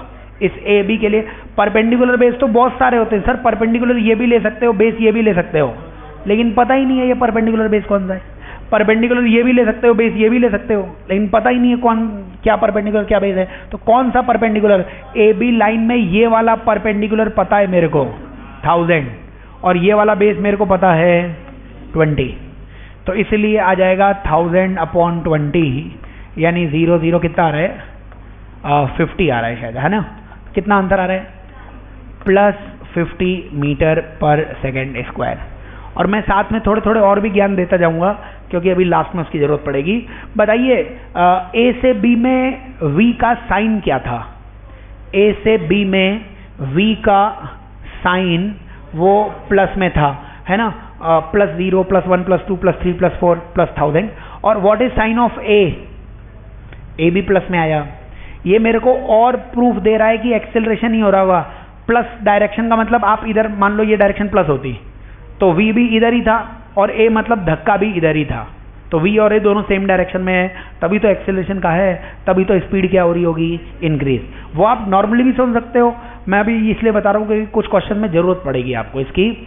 अभी फिर a से b, फिर हम बात करते हैं b से c की। बताएगा देश का होनहार भविष्य। b से c में रिटार्डेशन होना है सर, रिटार्डेशन होना है ना? और रिटार्डेशन होना है तो वो हम बता देते हैं। हमारा पॉइंट वही है, ये v दिया हुआ है, तो इसका स्लोप वही क्या देगा? a देगा। v का डिफरेंशिएशन a होता है, तो ए की वैल्यू वो आ जाएगी डब्बा tan थीटा के बराबर। समझ रहे हो क्या? तो ए की वैल्यू आ जाएगी, अब डब्बे के अंदर माइनस लिखना पड़ेगा क्योंकि बी से सी वाली लाइन किधर झुकी हुई है? माइनस की तरफ। और इस बी से सी लाइन के लिए फिर वही tan थीटा, तो इस बी से सी लाइन के लिए परपेंडिकुलर अगेन कितना हो जाएगा? 1000, और बेस इस बार हो जाएगा 100। 20 से 120 के बीच 100 आ जाएगा, तो माइनस और कितना आ जाएगा ये? 1000/100। ए की वैल्यू कितनी आ रही है अपने पास? -10। तो ए की वैल्यू आई है मेरे पास -10 मीटर पर सेकेंड स्क्वायर। तो जरा मेरे को बताइए बी से सी में वी की और ए की साइन क्या था? साइन वी का साइन पॉजिटिव था। देखिए बी से सी में वेलोसिटी कितनी थी? +1000, फिर +900, +800, +700, फाइनली 0। तो वी का साइन प्लस था, ए का साइन माइनस था। इसका मतलब वी और ए की डायरेक्शन क्या है? अपोजिट। और अपोजिट है इसीलिए क्या हो रहा है? रिटार्डेशन हो रहा है। कोई रिटार्डेशन पूछेगा ना तो माइनस मत लगाना, माइनस तो डायरेक्शन को शो करता है। रिटार्डेशन बोल रहा है इसका मतलब उसे मालूम है कि अपोजिट डायरेक्शन में लग रहा है। कितना लग रहा है? 10 लग रहा है। केवल रिटार्डेशन पूछे। अब रिटार्डेशन हो रहा होता लेकिन पूछता एक्सेलरेशन तो फिर माइनस लगाते, क्योंकि सामने वाले को समझ ही नहीं है कि आंसर अपोजिट आ रहा है। समझ में आ रहा है मैं क्या बोल रहा हूँ? अगर केवल रिटार्डेशन पूछूंगा तो रिटार्डेशन का आंसर कितना दे देना? वैल्यू। रिटार्डेशन मतलब मालूम है अपोजिट डायरेक्शन में, और वरना अपोजिट डायरेक्शन को हमेशा माइनस ही बोलते हैं। तो मैं बोलता बी से सी में एक्सेलरेशन कितना है, मतलब मैं ये भी पता लगाना चाहता हूँ एक्सेलरेशन है कि रिटार्डेशन है, तो एक्सेलरेशन का आंसर तुम -10 देते, फिर हमारी समझदारी है माइनस का मतलब होता है अपोजिट डायरेक्शन। तो फिर 10 इन अपोजिट डायरेक्शन मतलब ये एक्सेलरेशन नहीं होगा, रिटार्डेशन होगा। सुन रहे हो क्या? क्वेश्चन ने बोला रिटार्डेशन, उसे मालूम है कि अपोजिट डायरेक्शन में लग रहा होगा, इसलिए केवल वैल्यू बताओ। वैल्यू कितनी है? 10। लेकिन हो रहा होता रिटार्डेशन और मैंने पूछा होता एक्सेलरेशन, तो मेरे को कंप्लीट आंसर दीजिए। -10 means 10 in opposite direction of velocity, तो ये आंसर आ जाएगा बी से सी। अब बताइए स्ट्रेट लाइन जो बी से सी की थी, क्या वही स्ट्रेट लाइन सी से डी की भी है? इसलिए स्लोप और tan थीटा सब चीजें सेम ही आएंगी। सी से डी के लिए भी, सी से डी में आप अगर ए की वैल्यू निकालते तो क्या यहाँ पे ए से मतलब ए की वैल्यू -10 आई थी, अभी भी ए की वैल्यू कितनी आएगी? -10 ही आएगी, क्योंकि ये जो लाइन है सी से डी वाली, ये वही लाइन है जो कौन सी लाइन है? बी से सी वाली। तो सी से डी का slope same as that of B to C. ऐसा क्यों बोल रहे हैं? क्योंकि दोनों की लाइन क्या है? सेम है। बी से सी की भी यही लाइन है, सी से डी की भी वही लाइन है। जब तक लाइन सेम तब तक tan थीटा सेम होगा, परपेंडिकुलर बेस सेम होगा। तो ए इसका भी कितना होगा? -10। लेकिन हमने तो बताया था कि सी से डी में सर एक्सेलरेशन होगा, क्योंकि आप यहाँ पे इतना समझाने के बाद अगर देखोगे तो सी से डी के v का साइन क्या है? v यहाँ पे कितना है? -1, -2, -3। तो समझ में आना चाहिए सी से डी में v भी क्या है? माइनस में, a भी क्या है? माइनस में, दोनों सेम डायरेक्शन में, इसलिए क्या हो जाएगा? एक्सेलरेशन होगा। तो अपने मन में ऐसे मत लाना कि हमने तो 10वीं से पहले पढ़ा था -10 मतलब रिटार्डेशन, ऐसा कुछ नहीं होता। हो सकता है माइनस का मतलब ये हो और इसी डायरेक्शन में तुमने धक्का भी लगा दिया हो, तो वो क्या हो जाएगा? एक्सेलरेशन हो जाएगा।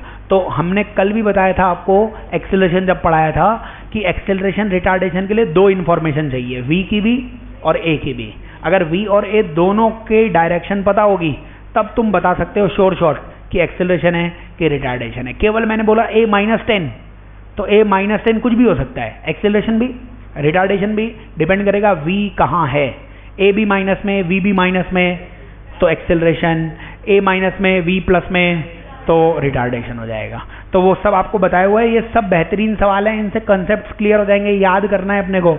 फिर इसी में आप मेरे को ये बताइए इसके आगे, फिर मैंने एक और पॉइंट बताया था आपको 1D की स्टार्टिंग में कि चलने के लिए 2 चीज़ों की आवश्यकता होती है, 2 में से एक चीज़, या तो v होना चाहिए या a होना चाहिए, दोनों ही नहीं होगा तब तो चलोगे ही नहीं। केवल v होगा तो v की डायरेक्शन में, केवल a होगा तो a की डायरेक्शन में, और अगर दोनों होते तो v की डायरेक्शन में। ठीक है ना। तो यही सेम ही क्वेश्चन है, वही ग्राफ है उसका, फोर्थ या फिफ्थ जो भी क्वेश्चन है। फोर्थ क्वेश्चन में आप लिखो एवरेज, या एवरेज नहीं, पहले आप ये निकालो maximum height of particle, maximum height of particle. Same graph है ना, और इसका आंसर अपने को बनाना है। तो इस आंसर के लिए मैं वापस से ग्राफ बना लेता हूं, है ना, सिंपल सा ग्राफ, ये v और ये t, इस तरीके का ग्राफ दिया हुआ था। वही क्वेश्चन है, और चीजें समझना, आप इस क्वेश्चन को कर लोगे मतलब ग्राफ के सारे क्वेश्चन आ गए अपने को। तो ये बताइए इसमें पार्टिकल डायरेक्शन कब चेंज करेगा, पार्टिकल डायरेक्शन कब चेंज करेगा, किस पॉइंट पे डायरेक्शन चेंज करेगा, इस पॉइंट पर डायरेक्शन चेंज करेगा। समझ रहे हो क्या? बताओ इस पॉइंट पे वेलोसिटी कितनी थी, 0 थी। यहां पर भी हाईएस्ट पॉइंट पर भी वेलोसिटी कितनी हो जाएगी, 0। यही हाईएस्ट पॉइंट है, यही कौन सा पॉइंट है, हाईएस्ट पॉइंट। ये मत बोलना सर देखो ये तो ज्यादा ऊंचा दिख रहा है, ये है हाईएस्ट पॉइंट। अबे ये हाइट नहीं है ना, अगर ये हाइट होती, ये ग्राफ किसका है, यहाँ पे मास लिखा हुआ है, तो ऐसा थोड़ा ना ये सबसे ऊपर है। अरे मास लिखा हुआ है तो ये सबसे ज्यादा मास है। ये वेलोसिटी है तो ये कौन सा पॉइंट है, यहाँ पे मैक्सिमम वेलोसिटी है। मैं पूछ रहा हूँ मैक्सिमम हाइट, मैक्सिमम हाइट। तो ये मत बोलो कि जो ऊपर दिखे, अगर यहाँ पे हाइट लिखा होता तब तुम बोलते कि हाँ सर ये वाला पॉइंट क्या है, मैक्सिमम हाइट पे। अभी हाइट नहीं लिखा हुआ है, अभी क्या लिखा हुआ है, वेलोसिटी। तो ये पॉइंट क्या बता रहा है, सबसे ज्यादा वेलोसिटी को बता रहा है। ये पॉइंट कौन से पॉइंट को बता रहा है, 0 वेलोसिटी को बता रहा है। और बताइए मेरे को 0 वेलोसिटी कहाँ पे होती है, जब पत्थर को ऊपर फेंका अपन ने, तो हाईएस्ट पॉइंट पे वेलोसिटी कितनी होती है, 0। और क्या उसी के बाद डायरेक्शन चेंज हो जाती है? यही वो पॉइंट है जहां पे मैक्सिमम हाइट होगी। वो मैं और भी तरीके से बताता हूं, लेकिन आप समझिए कुछ ऑब्वियस से पॉइंट्स हैं, कुछ ऑब्वियस से थॉट्स हैं। गलती मत कर देना कि सर ये ऊपर दिख रहा है, ये नीचे दिख रहा है। भगवान के लिए बोलो ये है मैक्सिमम हाइट। अबे ये हाइट नहीं है ना, यहाँ पे लिखा हुआ है चांद सितारे, तो ये किसके नंबर है, चांद सितारे का नंबर है। ये वेलोसिटी, तो ये क्या बता रहा है, वेलोसिटी। ऐसा नहीं कि सर ये माउंटेन है, अबे ये वेलोसिटी की वैल्यू है, ये हाइट वाइट नहीं है। तो मैक्सिमम हाइट कहाँ पे होती है, आज से याद रखेंगे। मैक्सिमम हाइट वहां पे होती है जहां पे वेलोसिटी कितनी होती है, 0। क्योंकि अगर वेलोसिटी होती तो और ऊपर जाता वो। मैक्सिमम हाइट का मतलब अब और ऊपर नहीं जाएगा। क्यों नहीं जाएगा और ऊपर, क्योंकि वेलोसिटी नहीं है। होती वेलोसिटी तो और ऊपर जाता। अब वेलोसिटी 0 हो जाएगी हाईएस्ट पॉइंट पे, और धरती माता तो सबसे प्यार करती है, एक्सेलरेशन ड्यू टू ग्रेविटी। तो वेलोसिटी 0 है, धरती माता नीचे खींचेंगी तो कहाँ जाएगा, उसके बाद नीचे आएगा। तो आप कॉमन सेंस लगाइए कि मैक्सिमम हाइट पर बहुत सारी चीजें होती हैं। हाईएस्ट पॉइंट पे वेलोसिटी 0 भी होती है, डायरेक्शन भी चेंज करती है, यही मैक्सिमम हाइट है। और ये बताओ चलने का कारण, देखो शुरुआत में v 0 था ना, तो चलने के 2 कारण होते थे, या तो v या तो a। ठीक है, तो v 0 है, इसका मतलब शुरुआत में a रहा होगा। और हमने बताया आपको इस लाइन का a 50 था, निकाला था ना अपन ने, 50 निकाला था या क्या निकाला था, 50 ही निकाला था। तो शुरुआत में कोई पूछे क्यों चला पार्टिकल, बोलना धक्का लगा, और धक्के से पार्टिकल चलना चालू हुआ। और एक्सेलरेशन हो रहा है, एक्सेलरेशन, इसको बोला क्या था, एक्सेलरेशन। तो आप ना इसको फिजिकली समझिए कि क्या हो रहा है। यहाँ पे एक पत्थर था, या पत्थर तो आपको समझ में नहीं आएगा। यहाँ पे एक आपने प्लेन बनाया, मान लो एक प्लेन का जेट भी बोल सकते हो आप इसे। जैसे आजकल बड़े बड़े लोग जो होते हैं ना, वो क्या करते हैं कि अंतरिक्ष में घूमने जाते हैं, जैसे इलॉन मस्क टाइप हैं। भारत, मतलब भारत तो क्या बोल रहा हूँ, वर्ल्ड में सब कुछ घूम लिया उन्होंने। तो अब बोलते हैं देखना है भैया पृथ्वी के बाहर क्या है। तो वो समर हॉलीडेज में कहाँ चले जाते हैं, अंतरिक्ष में चले जाते हैं। आपने पढ़ा होगा, अभी नहीं पढ़ा क्या आपने? तो लोग बाग यही करते हैं। इलॉन मस्क सेकंड थर्ड वो भी गए, 2-4 लोग गए हैं। तो अब क्या हुआ कि वो तो इलॉन मस्क है, तुम्हारे भी मन में आया कि इस बार गर्मियों की छुट्टियों में नाना नानी क्या नहीं जाएंगे, इस बार अंतरिक्ष में जाएंगे अपन। तो ये जेट में बैठे आप, और जेट में शुरुआत में वेलोसिटी कितनी थी, 0। वेलोसिटी 0 होती है तो अपन गाड़ी वाड़ी ऑन करते हैं, एक्सेलरेशन मिलता है, पेट्रोल जलता है, पेट्रोल तेल इसमें तो अलग जलता होगा जो भी फ्यूल है, तो वो फ्यूल से एक्सेलरेशन मिला, एक्सेलरेशन। तो एक्सेलरेशन कितने का मिला? 50 का। और एक्सेलरेशन का मतलब स्पीड 0 से बढ़ते बढ़ते बढ़ते बढ़ते स्पीड कितनी हो गई? 1000। लेकिन जैसे ही स्पीड 1000 हुई, क्योंकि जेट तुम्हारा था इसलिए तेल हो गया खत्म। अपना तेल ही इतना था, तो यहाँ पे आने के बाद पेट्रोल हो गया खत्म। अब बोलो अगर पेट्रोल हो गया खत्म तो अब धरती, अभी तक तो क्या है, ये तेल का फोर्स लग रहा था, तेल जल रहा था, इंजन चल रहा था, मशीन चल रही थी, उसका फोर्स ऊपर था, इसलिए रॉकेट भी किधर जा रहा था? ऊपर। स्कूटर आगे क्यों जा रहा है?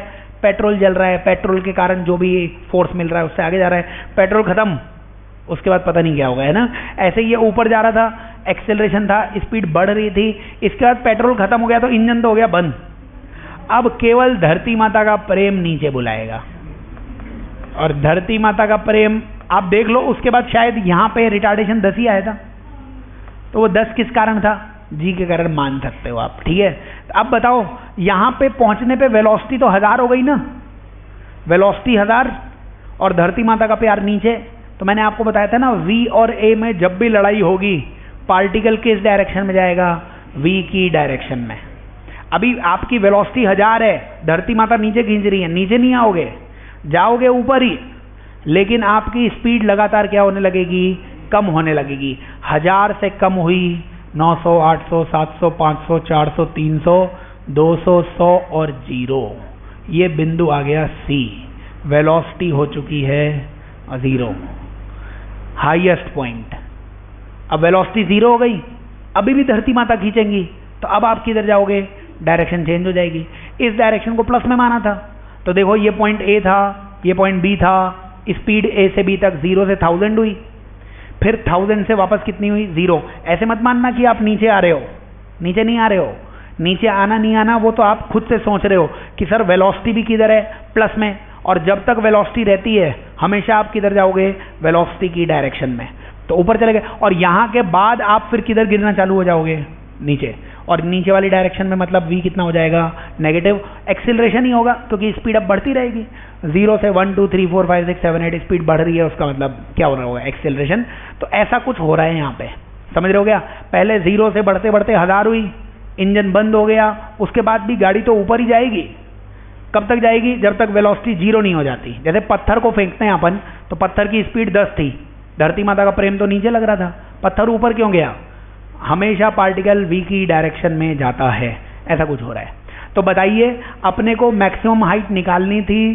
प्लीज याद कर लेना, पॉइंट C, ये जो पॉइंट C है, इसी पॉइंट तक पहुंचने तक क्या होगी? मैक्सिमम हाइट होगी।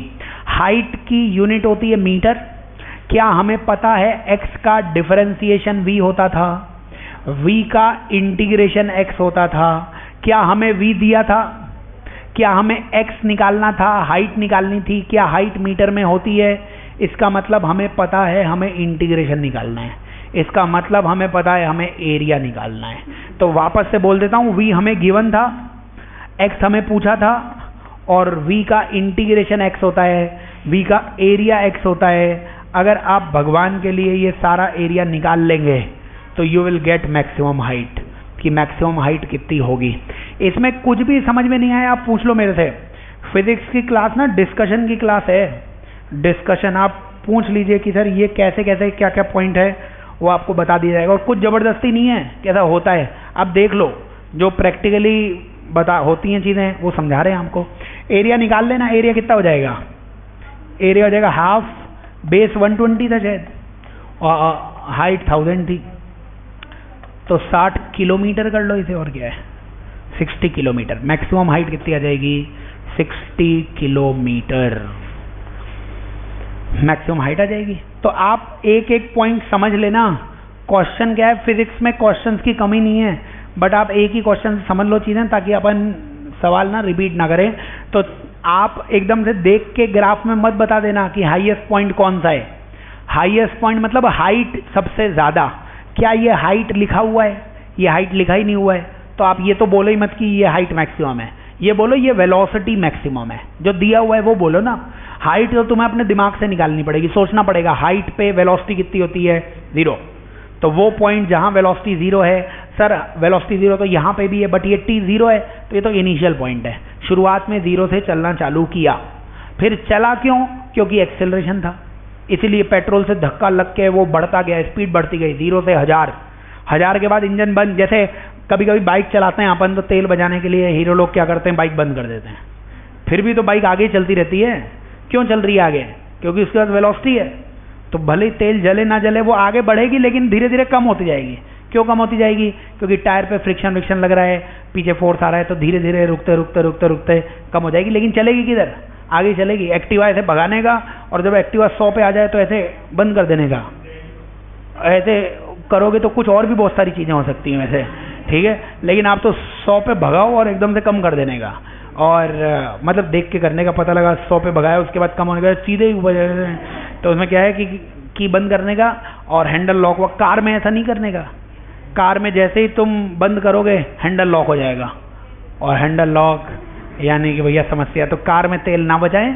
कार में जैसे ही चल रही है वैसे ही ना। स्कूटर 2 व्हीलर में तेल बचा सकते हो आप, कि पहले 100 पे भगाया, बंद कर दिया, फिर अपने आप हवा से बातें कर रहे हो आप। तो याद करना है अपने को कि कोई भी क्वेश्चन अपन कर रहे हैं, मैक्सिमम हाइट वो इस तरीके से निकाल सकते हो आप। इसमें मेरे को एक पॉइंट और बता दो, एवरेज स्पीड ऐसे ओरली बता दो। एवरेज स्पीड का फॉर्मूला होता है total distance upon total time. तो यहाँ तक की टोटल डिस्टेंस 60,000 है ना, और अपॉन टाइम 120। तो एवरेज स्पीड भी निकाल सकते थे। वो लिख लो ऐसे मनी मन, मैंने जो बोला है तुमने मनी मन समझा नहीं है। एवरेज स्पीड जो होगा वो होगा टोटल डिस्टेंस कितना हो जाएगा 60,000 टोटल डिस्टेंस, और टोटल टाइम कितना हो जाएगा 120।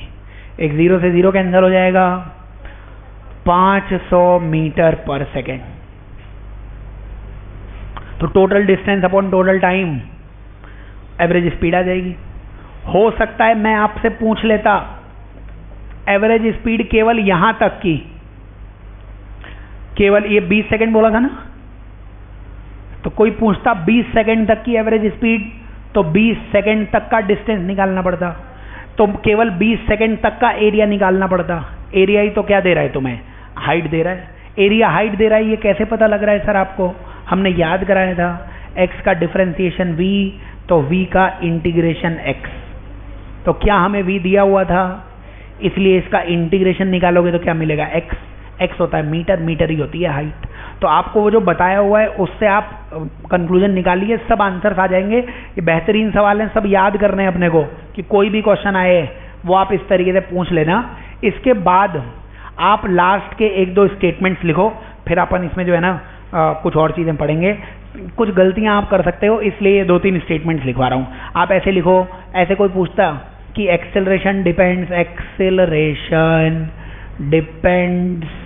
ऑन वेलोसिटी, किसी ने पूछ लिया ये ट्रू है कि फॉल्स है? Acceleration depends on velocity, acceleration depends on velocity. तो इसीलिए तो लिखवा रहे हैं, तुम्हें नहीं आएगा तो जो भी सोचो उसका उल्टा बोलो। देखो क्यों लिखवा रहे हैं, क्योंकि हमें नहीं आता होगा इसलिए लिखवा रहे हैं सर। तो फॉल्स है।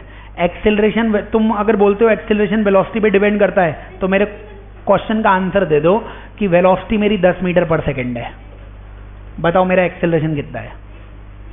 नहीं बता सकते आप, क्योंकि वेलोसिटी जो एक्सेलरेशन है ना उसके फॉर्मूले में आता है v final minus v initial upon t।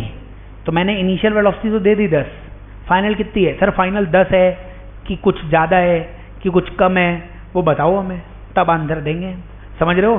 तो वेलोसिटी से आंसर नहीं मिलेगा, चेंज इन वेलोसिटी से आंसर मिलेगा। चेंज इन वेलोसिटी, मैं बोलता चेंज 10 का है सर, चेंज 10 का है मतलब एक्सेलरेशन होगा। चेंज 0 का है मतलब एक्सेलरेशन भी 0 होगा। तो याद करना है फॉल्स क्यों है, because velocity depends on change in velocity. हाँ वही यार, तुम तो मेरे को ही पढ़ाने लग जाते हो। Acceleration depends on change in velocity. थोड़ा सा ज्ञान क्या दे दिया तुम्हें, वो होता है ना बच्चे को सर पे क्या बैठाया, सूसू ही कर दी उसने।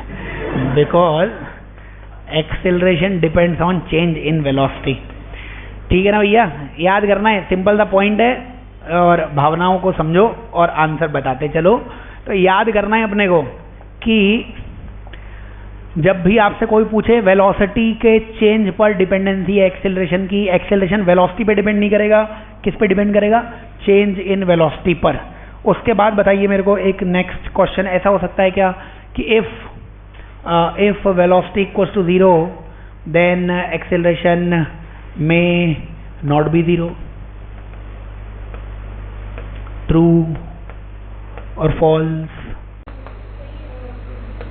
देखो आपको बोला गया है वेलोसिटी 0 है, तो वेलोसिटी 0 है, सही बात है। तो वेलोसिटी 0 है मतलब इस इंस्टेंस पे, किसी एक इंस्टेंस पे वेलोसिटी कितनी दी गई है आपको? 0। बताओ अभी वेलोसिटी 0 है तो उससे पहले क्या थी वेलोसिटी? उसके बारे में तो कुछ दिया नहीं हुआ है। तो अगर नहीं दिया गया है इसका मतलब हो सकता है इससे पहले वेलोसिटी 1 रही होगी और अब वेलोसिटी कितनी हो गई होगी? 0। और अगर 1 से 0 हुई है मतलब वेलोसिटी चेंज हुई है, वेलोसिटी चेंज हुई है तो एक्सेलरेशन हो सकता है। ऐसा भी हो सकता है कि वेलोसिटी 0 दे रखी है और पहले भी वेलोसिटी 0 ही रही हो। अगर 0 है बाद में भी 0 है मतलब वेलोसिटी हमेशा 0 है, तो हो सकता है कि एक्सेलरेशन 0 भी रहा हो। तो कुछ भी पॉसिबल है। देखो मैं आपसे ये पूछता हूँ वेलोसिटी की वैल्यू 1 मीटर पर सेकेंड है, तो एक्सेलरेशन के बारे में तुम कुछ कह ही नहीं सकते, क्योंकि एक्सेलरेशन के लिए ना 2 वेलोसिटी चाहिए, इनिशियल भी चाहिए, फाइनल भी चाहिए। अगर मैं केवल एक ही वेलोसिटी दे रहा हूँ तो तुम बोलना कुछ भी हो सकता है। जैसे यहाँ पे भी v0 दिया हुआ है, तो इससे पहले की वेलोसिटी क्या थी सर? कुछ भी हो सकती है। तो एक्सेलरेशन का आंसर भी कुछ भी आ सकता है, 0 भी आ सकता है, नॉन 0 भी आ सकता है। अगर वेलोसिटी 1 है, हो सकता है सर पहले भी 1 रही हो, तो एक्सेलरेशन कितना हो जाएगा? 0। और हो सकता है पहले 2 रही हो, अब 1 हो गई हो, तो एक्सेलरेशन कितना हो जाएगा? नॉन 0। बेसिकली एक्सेलरेशन के लिए तुम्हें क्या चाहिए? चेंज इन वेलोसिटी चाहिए। तो तुम कोई एक वेलोसिटी मेरे को दोगे तो फिर मैं बोलूँगा कुछ भी हो सकता है। मैं बोलता मेरी वेलोसिटी 10 है, एक्सेलरेशन बोलना सर कुछ भी हो सकता है, हो भी सकता है, नहीं भी हो सकता है, क्योंकि एक्सेलरेशन के लिए मेरे को क्या चाहिए? v final minus v initial, 2 velocities चाहिए और तुम दे मेरे को एक ही वेलोसिटी रहे हो, तो मैं बोलूँगा कुछ भी आंसर आ जाएगा। समझ रहे हो क्या? मैं वापस से बोल देता हूँ और इसका एग्जाम्पल भी बता दूंगा। वैसे तो मैं कुछ और भी तरीके से बता दूंगा, लेकिन आप याद करना v की वैल्यू 0 दे रखी है, तो एक्सेलरेशन का फॉर्मूला है v final minus v initial upon t।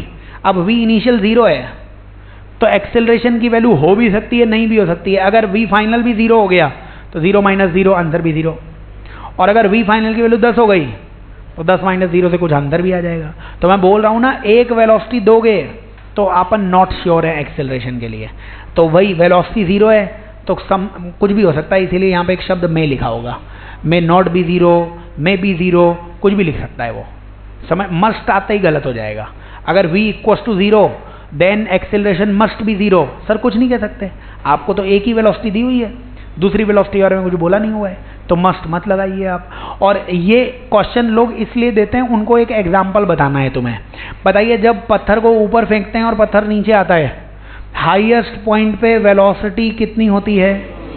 लेकिन धरती माता का प्यार तो हर जगह लगता है ना, तो वेलोसिटी तो 0 है लेकिन एक्सेलरेशन में नॉट बी 0। इस एग्जाम्पल से ये स्टेटमेंट ट्रू बोला जा सकता है, इसके बिना भी बोला जा सकता है, बट ये एग्जाम्पल याद करना है इसलिए ये स्टेटमेंट दिया हुआ है।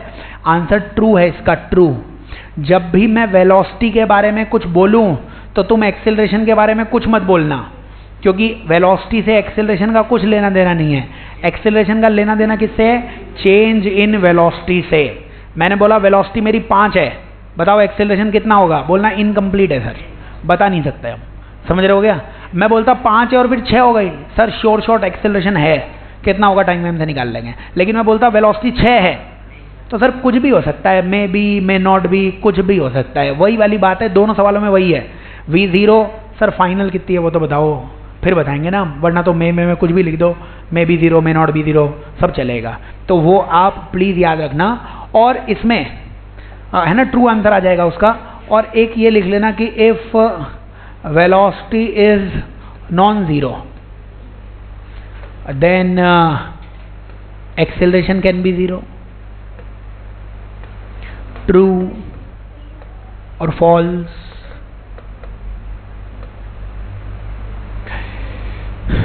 v इज नॉन ज़ीरो, देखो ये फिर से वैसे ही सवाल हैं, केवल तुम्हें v के बारे में दिया हुआ है, केवल v के बारे में दिया हुआ है तो कुछ भी हो सकता है। समझ रहे हो क्या? जब भी मैं वेलोसिटी और एक्सेलरेशन पूछूं तो कुछ भी पॉसिबल है। चेंज इन वेलोसिटी पूछूंगा तो मस्ट आने लगेगा, मैं बोलूंगा चेंज इन वेलोसिटी है तो तुम बोलना मस्ट है कि एक्सेलरेशन भी होगा। मैं बोलता हूँ वेलोसिटी है तो बोलना कुछ भी हो सकता है सर, क्योंकि चेंज के बारे में तो बता नहीं रहे हो तुम, तो में हो जाएगा वही इट कैन हैव और इट कैन नॉट हैव, कुछ भी हो सकता था। समझ रहे हो गया? और चाहो तो example, v is non zero तो वेलोसिटी कांस्टेंट मान लो, और वेलोसिटी कांस्टेंट है तो एक्सेलरेशन कितना हो जाएगा? 0 हो जाएगा। और ऐसा भी हो सकता था कि वेलोसिटी चेंज हो रही होती तो एक्सेलरेशन नॉन जीरो भी हो सकता था, तो वो भी ट्रू हो जाता। तो यहाँ इन तीनों एग्जाम्पल से मैं एक ही पॉइंट समझा रहा हूँ, अगर मैंने केवल वेलोसिटी के बारे में बोला है तो फिर एक्सेलरेशन के बारे में कुछ भी बोल सकता हूँ मैं, कुछ भी मे नॉट, कैन नॉट, कुछ भी लगा सकता हूँ। और मस्ट तभी लगाना जब यहाँ चेंज इन वेलोसिटी, अगर चेंज इन वेलोसिटी 0 है तो मस्ट है कि एक्सेलरेशन भी 0 होगा। Change in velocity non zero है तो एक्सेलरेशन भी नॉन जीरो होगा, क्योंकि एक्सेलरेशन का फॉर्मूला अपन अपने दिमाग से कुछ नहीं कर ले, ये रहा फॉर्मूला, ये फॉर्मूला है। तो एक्सेलरेशन केवल किस पे डिपेंड करेगा? चेंज इन वेलोसिटी पे। और तुम मेरे को कोई एक वेलोसिटी दे रहे हो तो फिर आंसर कुछ भी दूंगा मैं, कुछ भी। वेलोसिटी 10 है, एक्सेलरेशन हो भी सकता है नहीं भी।